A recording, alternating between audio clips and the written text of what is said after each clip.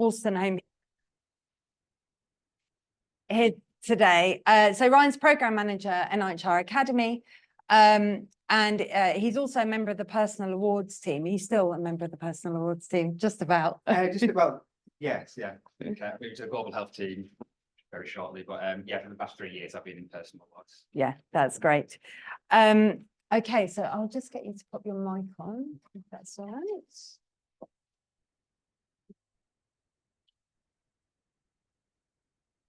Okay.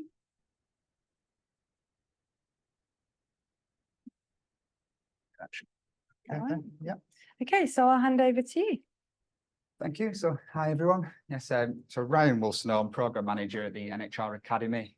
As I said, I've been in the Personal Awards team for 3 years now, managing a number of different fellowships, and it's those fellowships that I'm going to talk about today, along with some advice and general tips, and then hopefully there's some time left for some questions.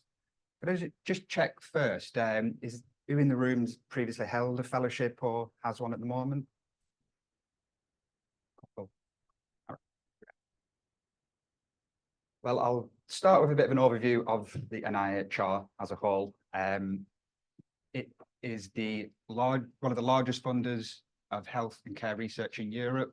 It's £1.3 billion research per year. That was 2022 to 2023, so I would imagine it's increased since then. It's a pretty simple mission statement, and that's to improve the health and the wealth of the nation through research. So if you're thinking about applying for a fellowship, I think it's really important just to remember the base origin of the NIHR, and that's this on the screen there. And there's a few different ways in which NIHR does this. What I'm going to focus on today is this one here. So it's the job of the NIHR Academy to attract, train, and support the best researchers. And there's a few different ways in which the Academy does that. Develop and coordinate NIHR academic training, manage national competitions. It's all about attracting, training, supporting people to conduct and leading research, and then develop the skills of next generation researchers. So we effectively, the arm of the NIHR that's dedicated to the training and development of healthcare researchers, and it's predominantly done via personal salaried awards, so fellowships. And the awards we offer, there's quite a big range, which I'm going to touch on a few of these shortly, but it starts from basically undergraduate internship opportunities is probably the very earliest opportunities, pre-doctoral.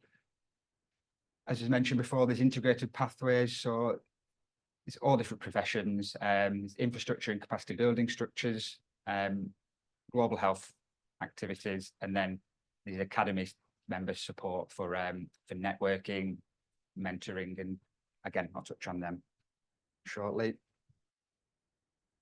As I mentioned, there is quite a few schemes, and as it's broken down there, so on the column, the second column, we've got the fellowships. This is what we call fellowships for all. So this is the personal awards team, and yes, I'll talk through all of them, but fellowships for all is for clinical, non-clinical, whereas the integrated clinical practitioner academic program, and that's for health and care professionals, excluding doctors and dentists. And then we have integrated academic training program, specifically doctors and dentists. And then there's also schemes specifically for local authority hosts. We have got a number of other schemes. So I think I've touched on a few of them, and I'll go into a bit more detail about them shortly. But what I'll focus on first is the remit for personal awards. So what does the NIHR want to fund? And I think this first bullet point is probably the most key. So proposals must have a clear potential for directly benefiting patient service users, carers.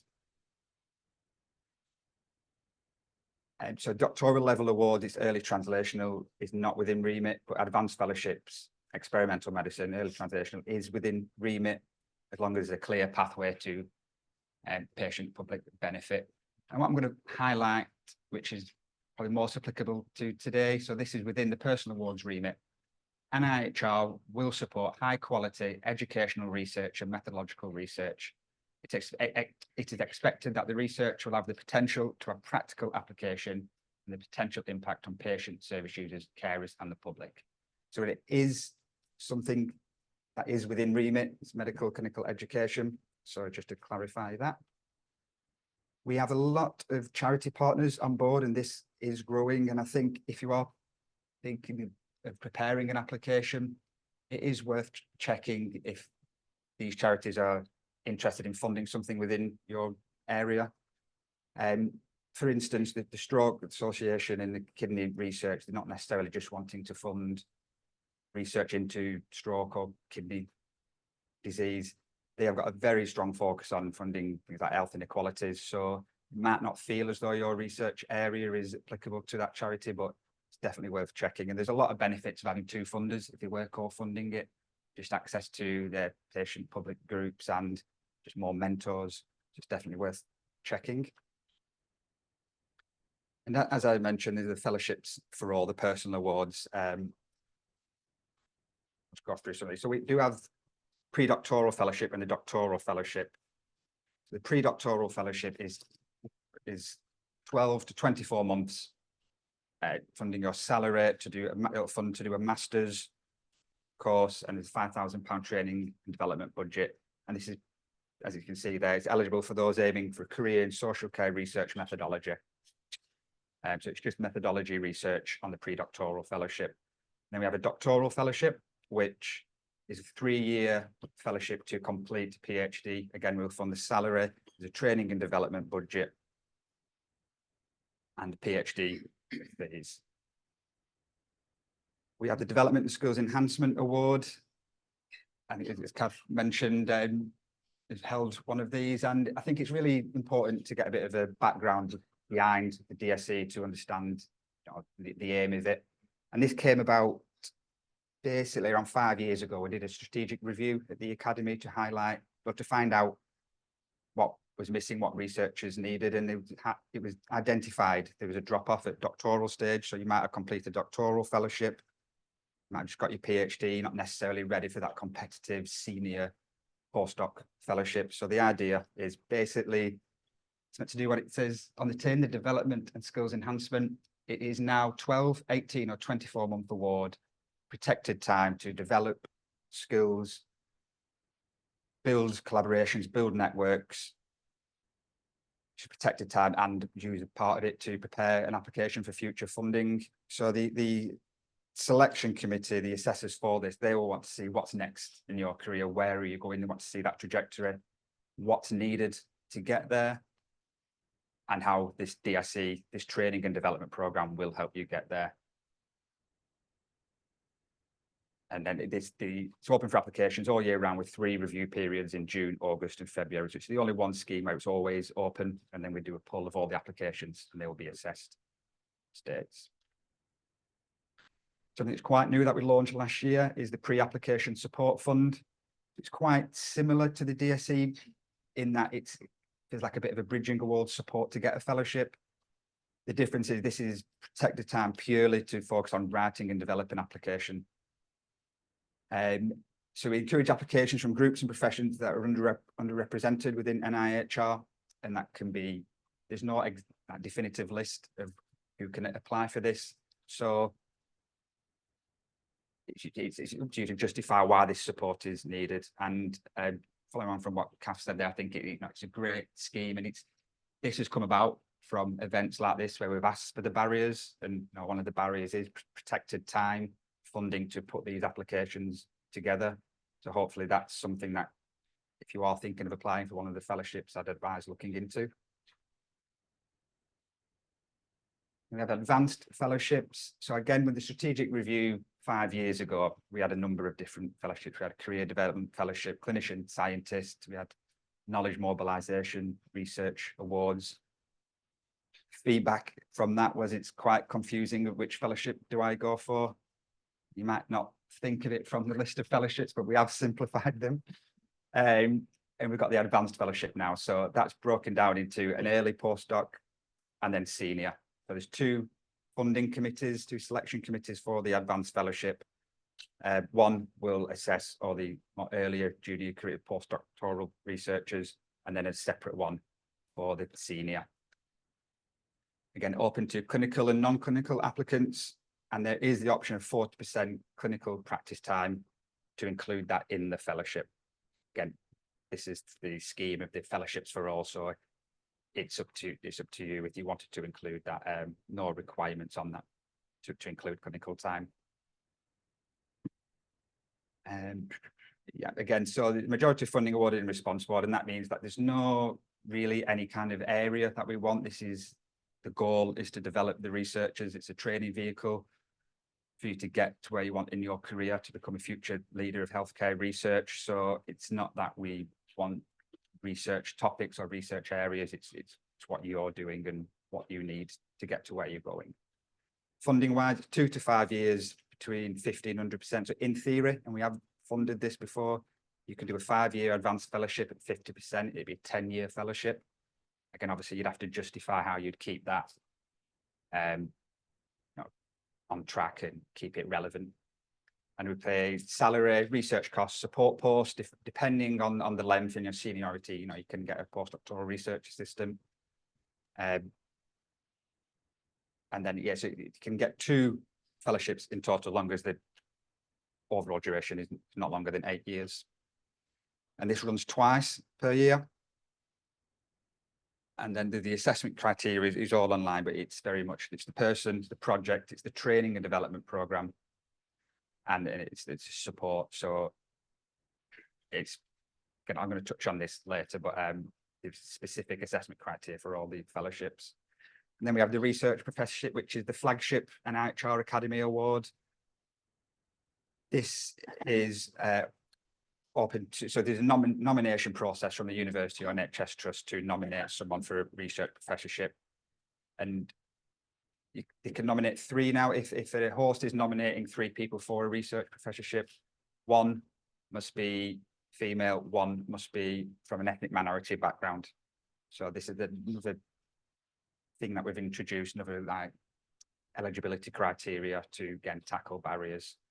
The research professorship can last to 5 years funding, and it's really about developing that team. As you can see there, there's salary, 3 support posts, research and leadership training costs. There's also senior investigators. So this is more of a badge, and it's a role. As you can see, the appointment's a 4-year term. You get a discretionary £20,000 per year appointment fund activities that support researchers, senior investigators research. So it's very much creating a community of advocates of NIHR. They're expected to mentor and assist with training, development programs. They are encouraged to join all the funding committees, sit on the funding committees. And they're also a tool for Department of Health and Social Care to reach out, and they need expert opinion on something. They've got the pool of the senior investigators to rely on. As I mentioned previously, there's also the integrated clinical and practitioner academic fellowships, easy to refer to as ICA. And these are health and social care professionals, excluding doctors and dentists. So we have the similar schemes, but where the difference being that these must include clinical time in the fellowship. So for instance, we have the Advanced Clinical and Practitioner Academic Fellowship, the ACAF. It's very similar to the Advanced Fellowship, but there is a strict requirement that between 20 and 40% of your award time must be dedicated to the development of the awardee's clinical practice role. And that time is funded through the fellowship. So again, very similar to the Advanced Fellowship, but it's just a slightly different route for people that want to continue and develop their clinical career as well. And then also the integrated academic training, which again is very similar, but this is specifically for doctors and dentists. We have a new scheme which was launched last year. It's the Team Science Award. Has anybody heard of this or applied last year to Team Science? No. So basically this, I think it's a great scheme, and it's actually open now for expression of interest for the Team Science Camp. Now this works is you would apply to join the Team Science Camp, which is in September. It's a 3-day, fully facilitated residential stay, and you will be put in interdisciplinary teams, and that will be ranging from all career stage, backgrounds, professional backgrounds, research areas. And the idea is to force people to work in a team, interdisciplinary teams. There will be educational workshops, there'll be keynote speakers, but over the 3 days in your new team, you will be asked to hypothetically put together a research grant proposal or a fellowship proposal to tackle a specific research question, if you will. And it's not about getting the outcome, it's about working as a team and building those networks and building new collaborations. Once it's finished, there's a team science award where you can then, from the team that you've formed, or you can form the team outside, you don't have to go to the camp, but this team can then apply for an award of £200,000 as a development, as a grant starter award, basically, to kickstart the proposal that you've got. Last year, the topic was multiple long-term conditions, and this round is applied methodology. So that's open now. I think it's the 8th of July, expression of interest to attend this team science camp. So I think it's certainly worth having a look at that. Another new scheme is the NIHR undergraduate internship program. So this is for undergraduates to get a taste of healthcare research, but the applicant, the awardee, would be early to mid-career researchers who will apply and host them at their institution. And we're looking to prioritise funding internships in the following disciplines. So nursing, midwives, AHPs, social care, research methodology, public health, data science. On the screen there, but this is really about getting those underrepresented professions into research at the earliest possible opportunity. Again, another scheme. So there's a theme here of schemes that I've recently launched that are all targeting clinical and practitioners, like healthcare professionals, basically. So this award is designed to support senior clinicians and practitioners at the postdoctoral level and offers protected time for within current roles to engage in research activities. So this is for healthcare professionals that have clinical role and they want to just take time away to contribute to develop their research skills and maybe pick up some research activity and basically develop a research career in line with their clinical commitments. And that's £20,000 per year. It's up to 5 years. The difference with this, it's maximum of 50%. So, for instance, the Development Skills Enhancement Award, the Pre-Application Support Fund, it can be a lot longer, but this is just protected time from your current role. We also have partnership fellowships and awards. So we also work with other funders. For instance, there's the Harkness Fellowship, which is co-funded by the NIHR and the Health Foundation. And this is 1 year in the States to do a comparative piece of research on policy from the US healthcare system and the UK one, with the idea that you have to come back and influence policy. We have the medical research, the CARP, which is co-funded with MRC, and that's basically trying to do a bit of an overlap between the two remits and work together. The Zinc Innovation Fellowship is a new one, and this is open to Academy members, and that's 1 year's funding to work with Zinc, who is a venture builder. So they have funded a lot of different startups, industry startups in healthcare. And the idea is you can spend a year's time funded working with these startups to build your industry innovation skills. I'm going to touch on the Academy members. So this is all online, but basically, when you get funding from the NIHR, it could be 25% of your time from the NIHR Academy. You become an Academy member, and there's a whole host of different benefits. We have the annual conference, the NIHR Academy Members Conference in October, November, usually in Leeds, 2 days. Great networking opportunity, some really good key speakers. It's like our calendar event for the Academy. We have a mentoring program, we have the Future Focused Leadership program, webinars, events, further funding opportunities, as an example, the Zinc Fellowship and events like this today, the Academy Member Event Fund.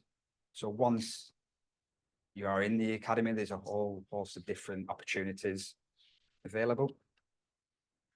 And just a bit of a highlight from 22-23, there's 5,894 active members. Personal awards accounts for 15% of them. And then there's integrated academic training is quite a lot, but that just shows like the depth of knowledge and expertise that that you will become open to, and if you were to become an active academy member. There's also the NIHR Research Support Service. It's free and confidential advice to develop funding applications within the remit of the NIHR. And so there's several hubs for the Research Support Service. If you are thinking of applying, I would strongly advise reaching out to them. Most of them offer advice on preparing a fellowship. They can maybe put you in touch with potential mentors.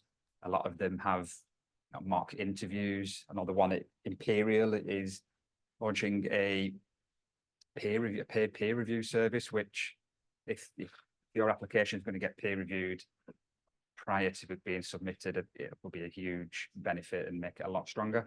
It's a great service and to have access to. So a bit of pre-application advice. Look at the website and read the guidance. Not everything is in the guidance. Everyone has like personal situations which might not be applicable, but might not be covered in the guidance. So contact with us, any queries. Very friendly team and always open to answer your questions. So I think that's the key takeaway, is get in touch if there's any queries. Talk to the NIHR Research Support Service. Don't add PPIs and afterthought. That's got to be embedded from the very beginning. It's as I mentioned in the research, in the remit for personal awards, it's essential that there is patient benefit, and this is assessed in the application. At your interview, there will be PPI lay members asking you questions, so it's imperative that it's not included as an afterthought. And similar advice to what Kath provided earlier. Look up previous award holders, selection committee members. They're all published on NIHR funded awards. If you were to Google that, the guidance notes for each scheme will list the selection committee members, and we want all our past awardees, present awardees and committee members to be an advocate of NIHR. So to get in touch with them, I think it's, again, I mentioned here, talk before you submit as many people as you can. I'm going to touch on some common weaknesses. So remit, you need to show how the research is important to health and social care, how it benefits patient and public. It might be obvious to you why it benefits patient and public, but just really hammer that home in the application. Presume that. Don't let the committee like read between the lines. I think really be really clear, and that again is followed up by clarity and details. So research question is not clear, not your project. So that's maybe feedback in terms of if you're thinking you're doing a doctoral fellowship, it's got to be your own. I think, again, falls in with the over-ambitious. Keep it realistic. This is a training and development it's a fellowship as well. So a lot of it's not just about the research project. You've got to factor in that the assessment criteria will be four different boxes. So you need to be competitive on all of them. The over-ambitious is specifically with the research program. I think with the training and development and when you're identifying your career trajectory, I'd say be ambitious with that. If the leader in your field is abroad, is overseas, get in touch, arrange that visit. I think they want to see people be ambitious, but have an achievable research program. Support. I think this sounds like it could be out of your control in terms of not a strong enough statement of support. I think that's really about finding the best people for you. So for the Harkness Fellowship, they give advice about creating your own personal boardroom. And I think that's really useful in that when you're approaching mentors and your supervisory team, you could have the big names on there, but what do you need and what will you get from that? So again, it matches up with the clarity. You need to be really clear in your application why these are your mentors, how you will work with them and what you will get from them. And their letters of support have got to match up and confirm that. And then training. Yes, I think so a common weakness of the training program is if maybe people are focusing solely on the research project. And as I mentioned before, this is a fellowship, it's a training vehicle. You don't want to see a full, say, for a doctoral fellowship, a full 3 years just training at your host organisation. This is an opportunity to build collaborations, networks. If that is the best place to do that training course, great. Explain that. But if you're going to be a future leader of healthcare research, then it's really funded through the NIHR fellowships. It's a perfect opportunity to grow those collaborations and networks and work outside of your host institution. Value for money. That, yes, I mean, that's not something that it's assessed, but I think keep it realistic and just bear that in mind, that it needs to be justified. If you want to that international trip to, you know, if that where the expert is, make it clear. If you were just to put trip there, you need to put real clear justification of why that is in benefit for your career. We've got some additional resources. Sorry, I don't know how long I'm doing time. 2 minutes up. Perfect.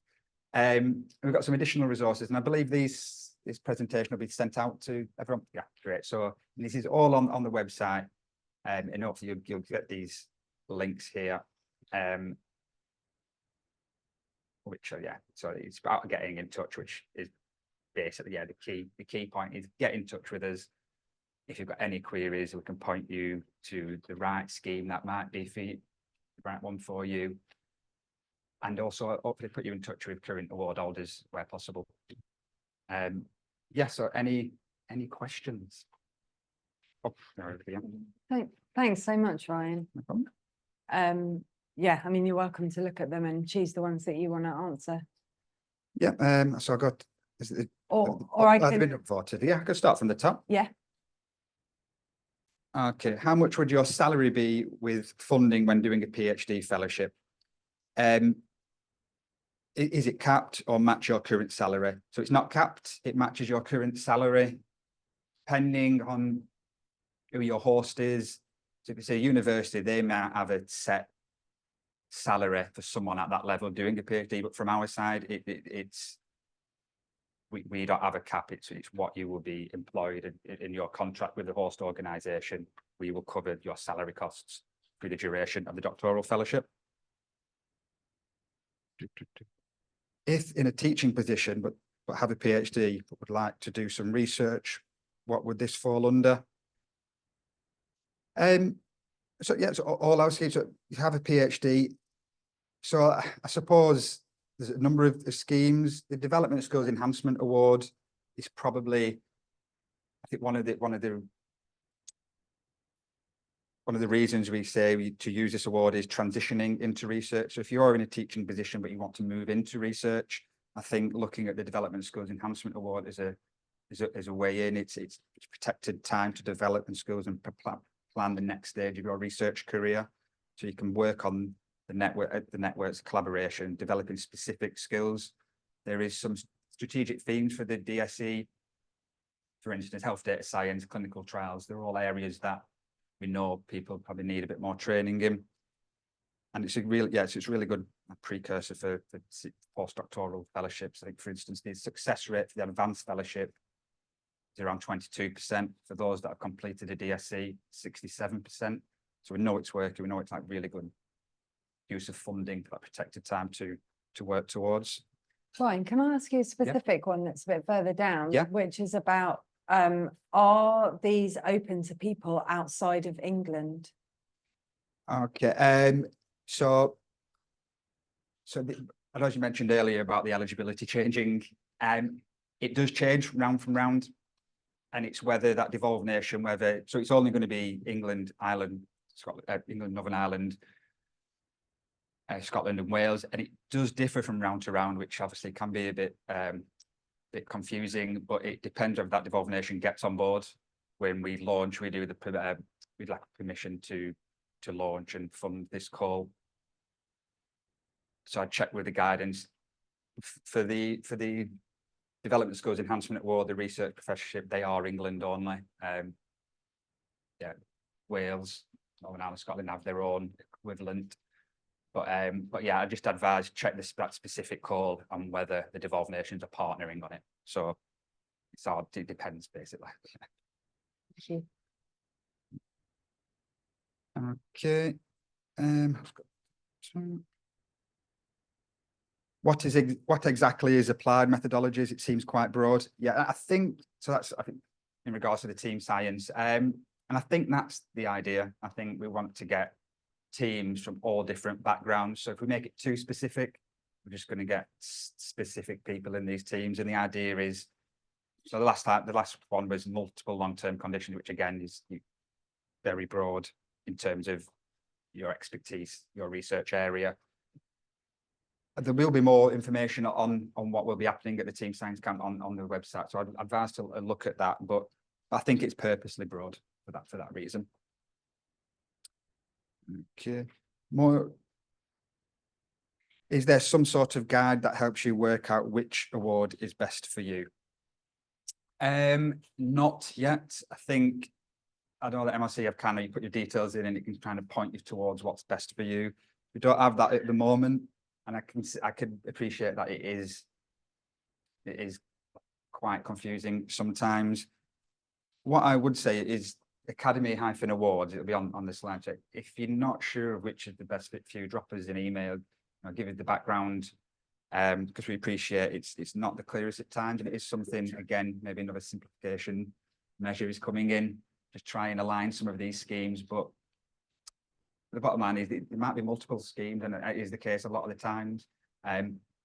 We have the different ones to be as flexible as possible. So I think if you send us your specific background and your needs, then we can certainly try and help and point you in the right direction. Can I just add to that, Yeah. which is my experience is definitely that. Yeah. So, which is that with my CDF, I remember Nicola Melody helped me a lot with that. And she helped me work out the eligibility criteria, because at the time you had to be 7 years postdoc, that was the maximum. I'd obviously had a maternity leave, I had various things about how full-time I'd been at various points, and she really helped a lot with that. And obviously you really helped a lot with the DSC. Yeah. And with this, so yeah, I just want to really kind of emphasize that point, which I know you've already emphasized. No, yeah, and that's it, and that's what we're here for. Like, is our part of our role. Yes, we manage the competitions and run them, but it's really about advising, and we have the goal of developing the next generation of future healthcare research leaders. So yeah, get in touch. Is that one more? We've got most awards seem to go to big teaching hospitals. What strategy does NIHR have to support more and varied hosts? Yeah, so there is a lot of underrepresented institutions. I agree, and I think we have got a focus. I think a few initiatives to try and tackle that. I think the pre-application support fund, again, if you're from an underrepresented institution that you might not have, or an NHS trust that you don't necessarily have the infrastructure or the big research admin team that's going to help you prepare this, and apply for that, explain you haven't got that luxury of having someone do all your finances, someone do or your research support, and submit the application for you. So there's ring-fence funding to help with that. The research support service should be able to help with that as well. And just, I think, maybe more promotion and comms from our side. We're trying to get out to different universities. We get to do a lot of talks. So we're going to try and focus on the ones that are underrepresented. Yeah, through one more. Or... Yeah. Go to the top. What advice would you give for managing contracts and finances, both during application, in contract setup, and during awards? So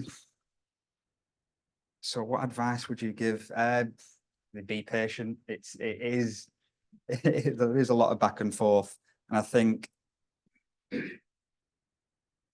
yeah, it's just a tough question. From getting the award outcome, we offered contract a fellowship after it's officially started. If you are successful, you get an intent to fund letter. So I'd say just be patient, and maybe not to worry if the contract's not executed before you officially start. You might get a bit of pressure from your host, but just be as proactive as possible. We send a welcome letter with all the instructions of what's expected from your welcome pack, you can get example of annual reports, financial reports that are due every year. So just really preparing for them and factoring that into your calendar. If there's a report due on this day, they all help with the smooth transition of contracting and whatnot. I can see one that says, are there schemes that don't involve having to be already affiliated with academic institutions? If I couldn't succeed in securing a position, can I still apply? Yeah. So our schemes require you to be hosted. If successful, you will contract with the host organisation. So as long as who you've got in mind, who you will be contracted, as long as they can provide that support and offer you, a position for the duration of the awards, if successful. So you would still need them on board to say, if this doctoral fellowship is, we will host the applicant. So there's no requirement to be currently, apart from the research professorship, because there's a nomination, but for the doctoral DSc advanced, you don't need to be employed by that host at the moment. So you can maybe move to whether it's moving institution or moving into academia. Yeah. That's great. Can we just give Ryan a thank you?